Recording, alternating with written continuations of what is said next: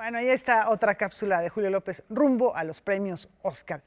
Y una de las secciones que pues, más nos gusta, una de nuestras secciones consentidas, es la que realiza César Navarrete. Bueno, dos de sus secciones son muy Porque consentidas. uno es Mundo Poesía y el otro es Micronopio, entonces son las dos secciones favoritas. Entre ellas te haces la competencia tú solito.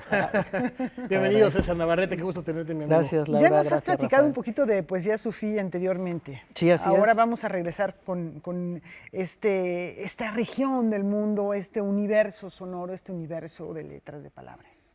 Bueno, ya salió la primera cápsula dedicada a Rabia al-Adawiya y ahora vamos a presentarles a dos poetas. Uno se llama Al-Hallaj, que fue un poeta que murió crucificado, martirizado, tenía ideas revolucionarias para su época y más aún dentro del propio Islam, y ya se había salvado la vida anteriormente en Siria, pero posteriormente en Irak. Generó también, se dice que había conflictos políticos, que generaba envidias, que trastocó ciertos intereses, y entonces finalmente fue martirizado. Y el otro poeta es Ibn Arabi, que también se le conoce como el hijo de Platón, el vivificador de la religión, un poeta, un místico que también por ahí, como lo va a mencionar la psicóloga Sara Elena Mendoza Ortega, nos va a hablar. Vamos a ver, por favor, la cápsula Poesía Sufí 2.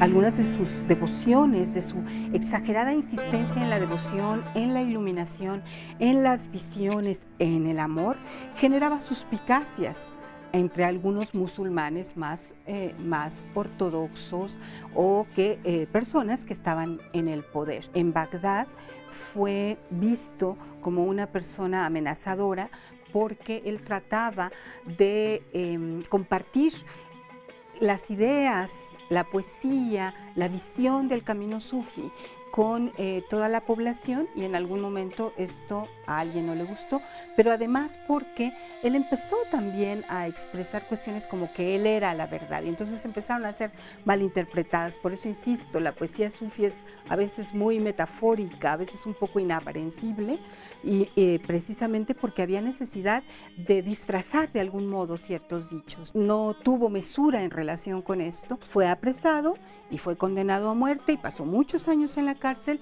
y finalmente fue crucificado. Un hombre al que desmembraron. Después de que lo desmembraron vivo, lo quemaron. Se refiere, ¿verdad?, que en el momento de su tortura alababa a la divinidad, que alababa a Alá, expresaba su deseo de unirse, ¿no? La muerte como este elemento en donde finalmente se da la unión. Tú estás en lo más profundo de mis secretos pensamientos, oculto más profundamente que la imaginación en mi conciencia más íntima. Tú eres en verdad de día mi confidente y en la oscuridad el interlocutor de mi diálogo nocturno. Tu lugar en mi corazón es el corazón entero. Cuando algo te toca, a mí me toca.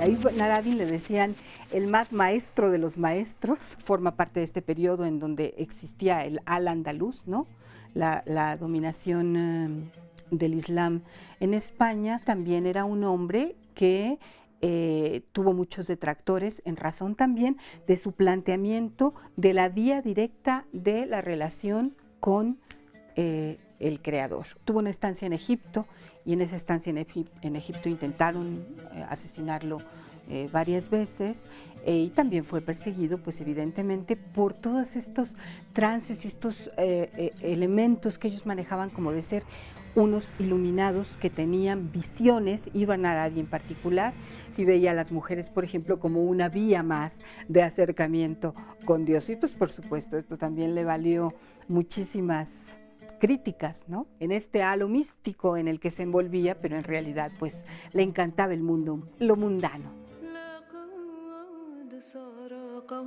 Mi corazón se ha hecho capaz de adoptar todas las formas.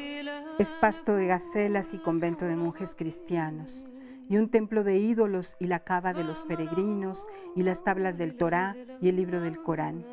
Yo milito en la religión del amor, cualquiera que fuere el sendero que sus camellos huellen. Mi religión y mi fe son la religión verdadera.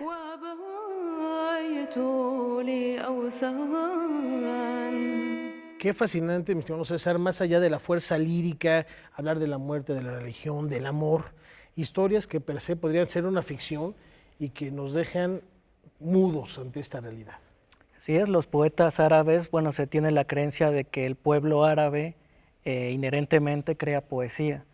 Me parece interesante señalar que se dice que la caligrafía árabe surgió a raíz de que veían las caravanas de camellos andar por el desierto. De hecho, al camello se le llama la nave del desierto, ¿no? Y otro dato curioso en la poesía árabe es que ellos valoran más, a diferencia de nuestra tradición occidental, que se pondera el encabalgamiento en la poesía, es decir, que la idea continúe. Para los árabes es muy importante que un autor cree un solo verso.